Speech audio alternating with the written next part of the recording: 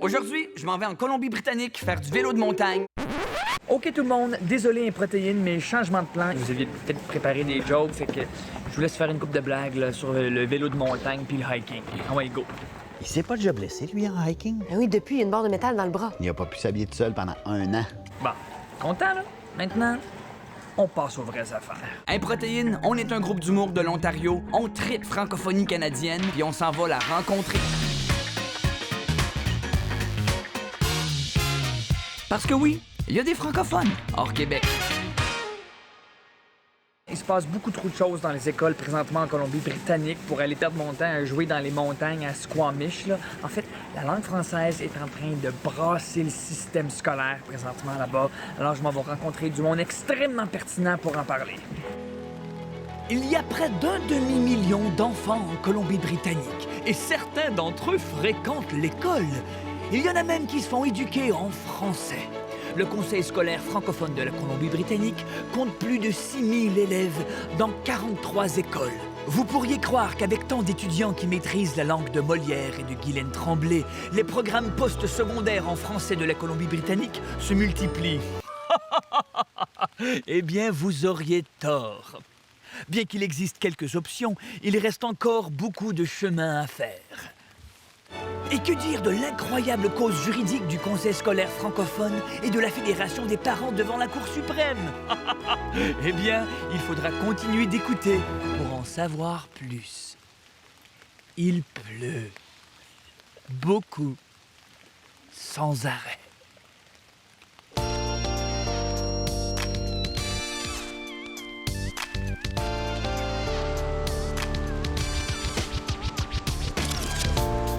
Ah, regardons ça, on est à Vancouver, puis il pleut.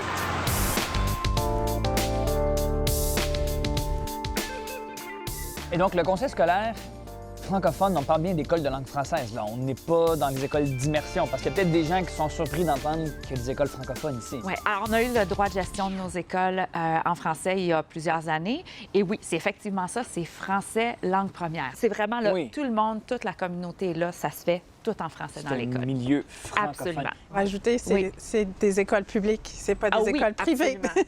Oui, Parce c'est qu'on- ça. On passe notre temps à expliquer aux gens, non, on n'est pas une école d'immersion et non, on n'est pas une école privée. Il y a aussi une espèce de boom dans la population étudiante dans les écoles francophones. Oui. La population étudiante a doublé depuis 2001 à peu près. Qu'est-ce qui explique ça? On fait plus de bébés, les francophones? Qu'est-ce qui se passe? Là? Je vais te l'expliquer du point de vue de maman. Moi, Oui. j'ai 2 enfants donc, qui ont passé dans le système. Mon mari est anglophone, donc on est un couple hexagame. Je veux leur transmettre une partie de qui je suis. Alors, toute cette transmission linguistique, transmission culturelle, c'est ça que moi, je voulais comme maman et je pense que c'est ce qui nous rallie beaucoup quand on met nos enfants dans des programmes francophones. C'est aussi que, ben, avec le temps, les choses grandissent, puis que les parents ont de plus en plus confiance dans le système, dans le conseil scolaire. Donc, ça grandit, donc bien sûr, il y aura de plus en plus de monde. Bien, je pense qu'il y a aussi le fait que les parents, oui, ils ont peut-être une confiance dans le système, mais maintenant, ils savent qu'il y a un système francophone. Alors, je pense que maintenant, là, c'est plus être... c'est la visibilité. On attire de plus en plus et maintenant, on garde les enfants. Donc là, les chiffres sont là, les écoles grossissent. Quelle est la situation autre que ces chiffres-là qui grossissent dans les écoles? Comment ça se passe là, présentement dans les écoles? Les écoles sont pas assez grandes, on déborde, il faut essayer d'avoir des portatives, il faut essayer de construire, il faut essayer de louer des nouveaux locaux. On est victime de notre succès. Alors, juste pour vous donner un exemple, je suis présentement devant l'école élémentaire Anne Hébert. Hein? Une belle école, belle couleur, on dirait qu'il y a de la place pour tout le monde. Mais si on va derrière l'école, on se rend compte qu'il y a 10 portatives tellement l'école déborde. Ça veut dire que l'hiver, là, il y a des centaines d'enfants qui doivent mettre des jambières pour aller faire pépé. On n'a plus assez de place. On n'a plus assez de place. Donc, on se bat fort pour essayer d'en avoir plus. Une école pas de gymnase, une école qui tombe en ruine, une école qui déborde. Enverriez-vous vos enfants là, vous? Ça fait plus de 20 ans que le Conseil scolaire francophone de la Colombie-Britannique demande des infrastructures équivalentes à celles des anglophones. Donc, qu'est-ce qu'on demande? Là? Concrètement, les écoles sont trop petites, mais c'est quoi les autres problèmes? Qu'est-ce qu'on veut régler? Le transport. OK. Moi, où j'habite, dans ma cour extérieure, juste à côté, il y a l'école. Donc, en principe, mes enfants, si j'aurais fait le choix de les envoyer à l'école anglophone, ce serait 2 minutes de marche. Au lieu de ça, j'ai décidé non, ils vont aller à l'école en français. Donc, c'était 2 heures, 1h30, 2 heures d'autobus à chaque jour. Oh! Donc, il faut le vouloir. À Victoria, les élèves font 1h30 d'autobus pour se rendre à l'école. Par le temps qu'ils arrivent à la maison le soir, il est déjà jeudi matin! On est convaincus aussi, on est lié à la cause, on veut les envoyer en français. Donc, on fait d'énormes sacrifices. Nos enfants font d'énormes sacrifices. Quand ils en vont dans des bâtiments comme ça, là, c'est... Tu rentres avec ton enfant, puis tu es découragé, mais tu te dis, ben OK, mais ça vaut la peine parce que mon enfant va apprendre, va quand même avoir l'apprentissage qui lui est dû, mais encore meilleur, nos enseignants font un job remarquable. On n'a pas de décrochage. Ça veut beaucoup dire, ça. Fait que, oui, on est influencé par les bâtiments, mais on a la qualité de l'enseignement. Pouvez-vous croire qu'il y a des écoles francophones en Colombie-Britannique qui n'ont pas de gymnase? Ça veut dire qu'il y a des enfants là, qui peuvent pas faire ça. Où ça?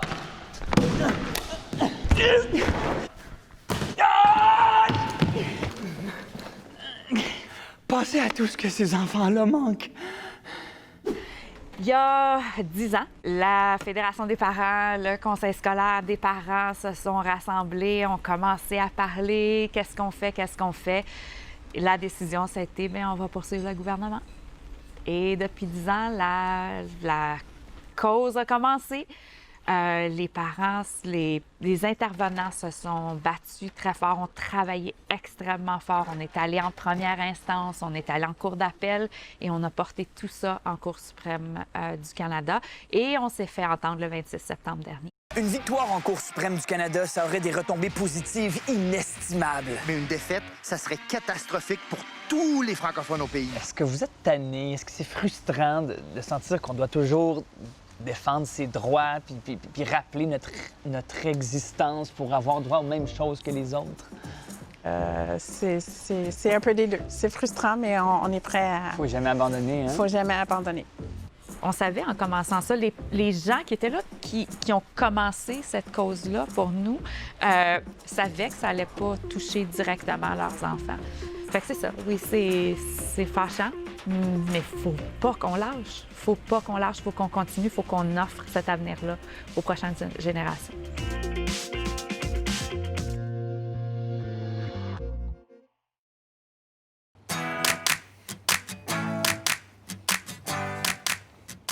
Il pleut encore. Il pleut, mais c'est donc bien beau! Ici aussi, il pleut. Est-ce qu'il a arrêté de pleuvoir? Je pense qu'il pleut plus. Il pleut plus! Ah non, il a recommencé à pleuvoir.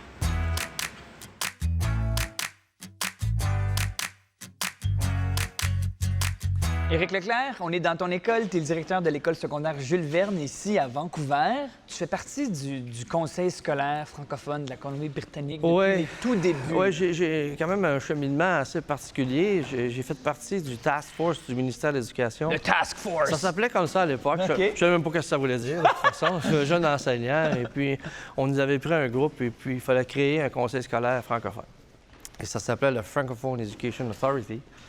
Et puis, on a débuté en 1997.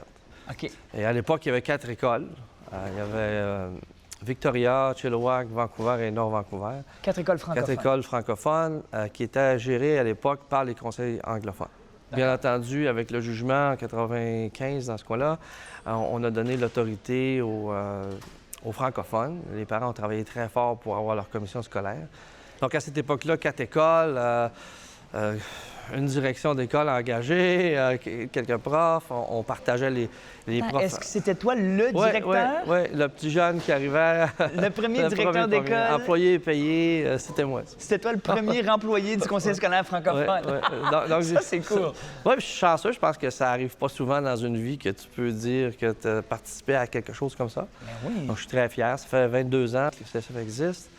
Et puis, je peux dire que j'ai vu partir de petit bébé à l'adolescence et on est presque rendu au monde adulte maintenant. Donc, ben oui, c'est bien. On a de 4 à 40 écoles. Donc, c'est vraiment fulgurant la progression du CSF.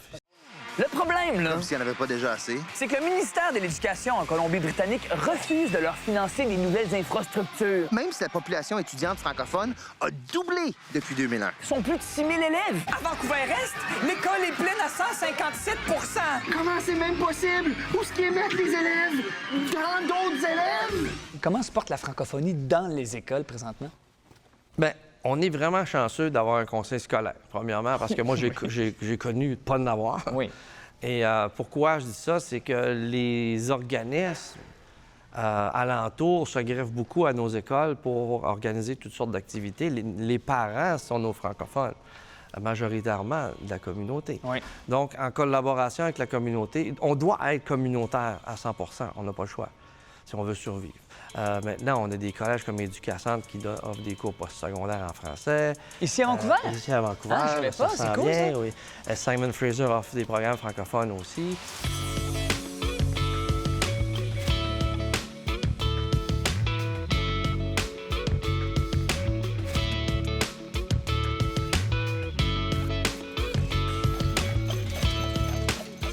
All right, Gino, toi, tu es le directeur du BAF. Oui. À part être un acronyme absolument incroyable, Oui. qui peut être plein d'affaires, le BAF, c'est quoi le BAF? C'est un bureau, mais Oui. c'est une équipe. Puis c'est le centre nerveux de tout ce qui est en français à l'Université Simon Fraser. Donc, c'est un acronyme qui est là pour le Bureau des affaires francophones et francophiles. Et francophile, à c'est ça le Simon deuxième Fraser. F. Exact. OK, d'accord. Et qu'est-ce qu'on fait là? Est-ce Ben, qu'on est responsable des programmes en français? Exactement. C'est une idée folle que la communauté francophone a eue il y a 15 ans. On célèbre notre 15e anniversaire cette année. OK. Et essentiellement, c'est le lieu où on développe des programmes en français. En ce moment, c'est surtout les facultés des sciences sociales et la faculté d'éducation. Donc, on offre un cheminement au postsecondaire en français pour les jeunes de la Colombie-Britannique et de l'Ouest canadien. Malheureusement, les gens du Canada-Est pensent que la francophonie arrête aux montagnes. Attends, il y a des francophones en Colombie-Britannique? Ben, oui. Puis, je pense qu'on est un groupe très, très dynamique qui part de loin. Ça fait 30 ans que je suis ici, moi, et on part de loin. Mais je dois dire que même lorsqu'on se lève le matin puis on va travailler dans nos écoles, puis je peux parler, je pense, pour la majorité des enseignants et des gens, c'est qu'on ne va pas travailler pour l'éducation, on va travailler pour la cause de l'éducation. C'est très différent. OK, oui. Parce que les plus vieux comme moi, on a connu pas d'éducation en français. Et les dommages que ça faisait aux jeunes, l'assimilation qui était énorme. Puis à Whistler, l'école a même pas son école. En sachant tout ça, là, un parent francophone pourrait se dire « Eh boy, je préfère envoyer mes enfants à l'école anglaise. Boum! Assimilation! » Et maintenant, on voit une régression de l'assimilation. C'est important. Ça, c'est important. Et la raison, c'est qu'on s'est mis tout le monde ensemble, les garderies et tout ça. On les prend très, très jeunes maintenant, les enfants. Dans presque toutes les communautés, ils ont des garderies, du préscolaire, les écoles élémentaires. La plupart de nos écoles débordent. La maternelle, le préscolaire est plus important que toutes les autres étapes. C'est la porte d'entrée. Donc, on aurait beau avoir une université francophone en Colombie-Britannique, si on n'a pas des garderies en français, si on n'a pas l'appui aux parents qui ont des jeunes enfants en français, on est foutu, on est mal parti. Donc, oui, c'est comme le reste de la francophonie. Donc, oui, je milite pour le postsecondaire, mais je reconnais que c'est la porte d'entrée qui est importante et c'est là que les jeunes francophones développent un attachement à la langue et à la culture. Et quel est le danger pour une communauté en milieu minoritaire de ne pas avoir de programme postsecondaire en français, que ce soit au collège ou à l'université? Bien, c'est le même principe qui s'applique à tout le système d'éducation. C'est que du moment qu'ils ne voient pas la pertinence d'étudier en français, de voir un avenir en français, ils vont glisser vers ce qui est présent, qui est la vie en anglais, l'espace anglophone. Je veux dire, on est dans un qu'on le veuille ou qu'on ne le veuille pas, on est dans un rapport de force. Donc, il faut créer des espaces francophones pour maintenir la langue et créer cette fierté-là d'appartenir à cet espace-là. C'est souvent ça dans les petites communautés aussi. Tout ce qui est francophone va tourner autour de l'école. Moi, dans le petit village dans l'Est ontarien où j'habite, la garderie est là, l'école est là, bien sûr. L'école, c'est vraiment le cerveau, c'est vraiment le centre de service. Et on a encore beaucoup de chemin à faire quand même dans les communautés francophones partout au Canada. Parce que, étant minoritaire, il faut travailler plus fort. Toujours. Malheureusement, c'est ça. Mais Toujours. je pense que c'est ce qui nous tient en vie, puis qui nous tient énergiques. Ben oui, puis on ne peut pas juste s'asseoir sur nos lauriers, nous autres. Hein? Jamais.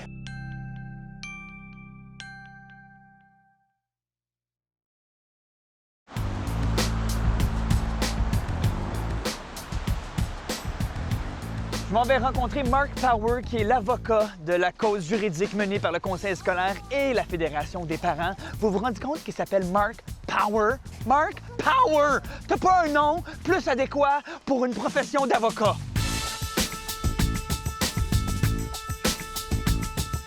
Maître Mark Power. Bonjour Vincent. Merci de me rencontrer. Pareillement. Merci d'être là. Toi, tu es un franco-ontarien. Tu es souvent nommé comme un des top 10 influenceurs francophones dans la francophonie canadienne. Année après année, c'est quelque chose quand même. C'est même toi qui as eu la brillante idée de demander à Improtéine de faire une vidéo pour aider le CSF. Pourquoi on en parle? Parce que la cause est maintenant rendue à la Cour suprême du Canada. Boum! Parce qu'il y a une couple d'années, à la Cour suprême de la Colombie-Britannique, la juge a dit... La juge explique, en gros, écoutez, pourquoi dépenser beaucoup de sous sur les écoles de langue française quand les francophones vont s'assimiler de toute façon? Puis, oui, justement. Mais c'est comme dire, pourquoi assurer le respect des autres droits dans la Constitution, vu que vraiment les gens ne veulent pas vraiment? Bien, voyons, il n'est que logique de mettre en œuvre la Constitution puis de permettre aux gens ensuite d'exercer le libre choix. Que ce soit en matière d'équité salariale, évidemment, on ne dirait jamais, écoutez, mais c'est parce que les femmes n'ont pas vraiment besoin de 100 cents sur chaque dollar, donc on va leur donner moins. Non, évidemment.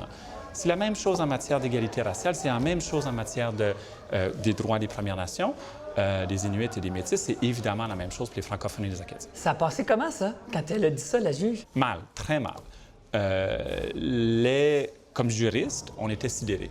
C'était la première fois que cette logique-ci, cette logique de puisqu'il y a un doute que le droit réussira à atteindre son objectif, donc on permet à un gouvernement de laver ses mains et de ne pas essayer, c'était la première fois que cette logique a été retenue, que ce soit en droit linguistique, que ce soit en droit de l'égalité, en matière des droits fondamentaux au Canada.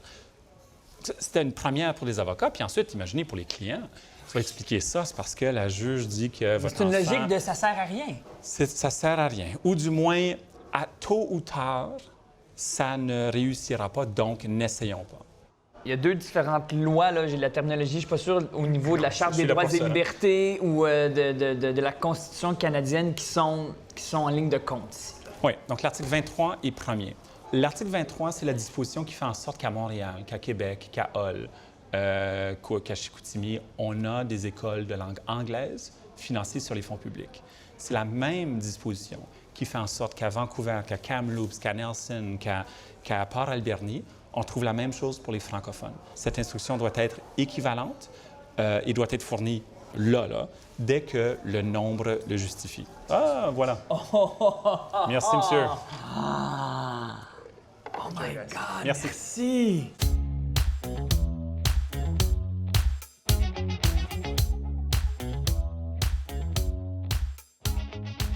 Intervient ensuite l'article 1er. OK. En 82, quand on écrit la Charte canadienne, on prévoit une façon pour que le gouvernement puisse, de façon exceptionnelle, justifier une enfreinte à un droit.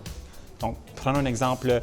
On accepte que parfois les policiers vont pouvoir fouiller quelqu'un sans mandat si c'est la fin du monde. Si on pense vraiment qu'il y a une bonne raison de croire qu'il y a une bombe dans le sac à dos, on accepte que, bon, ça ne devrait pas se faire, et que s'il faut vraiment... On n'a pas le choix. Exact. Okay. Mais c'est un seuil qui est quand même difficile à rencontrer. Dans les autres droits, que ce soit en matière d'égalité ou en matière linguistique, est-ce que l'État devrait pouvoir discriminer contre les femmes ou ne pas mettre en œuvre l'article 23 parce que ça coûte trop cher? C'est ce que la juge a conclu. Écoute, cet argument-là ne peut pas tenir la route ici en Colombie-Britannique. Pendant le procès, vers la fin du procès, le surplus provincial, veux-tu deviner? La province n'était pas en déficit du tout, là. 100 millions de dollars de surplus, pas accumulés, dans une seule année. Ce qui est étonnant, c'est que l'argument ait tenu la route. Oui, c'est ça. Justement. Sachant qu'il y avait énormément d'argent dans les cas. Justement. Mais écoutez, la Cour d'appel de la Colombie-Britannique a accepté. Et puis, on verra ce que la Cour suprême du Canada va nous dire. On a presque réussi à rayer de la carte la culture, la présence francophone en Colombie-Britannique. Et ce qui donne des frissons quand on passe un peu de temps ici en Colombie-Britannique, quand on parle aux gens ici, c'est à quel point la tentative d'éradication n'a pas fonctionné, puis à quel point les choses reprennent. Et à quel point aussi, et surtout peut-être, la majorité anglophone et allophone accueille comme jamais sa présence francophone. On en est presque fiers. Bon, peut-être pas assez, ça prendrait un peu plus d'argent pour quelques écoles de plus, mais les mentalités ont changé. Les mentalités ont changé, que ce soit à Vancouver, à Victoria ou ailleurs. Ce n'est pas la même dimension et ça donne espoir.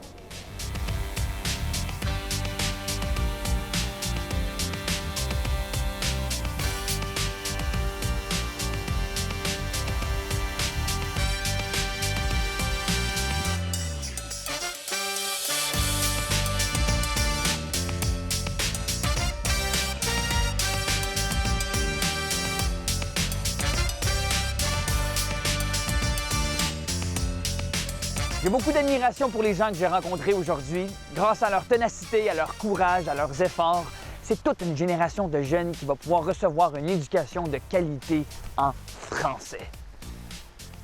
Ça, c'est mieux que n'importe quoi moi j'ai jamais fait.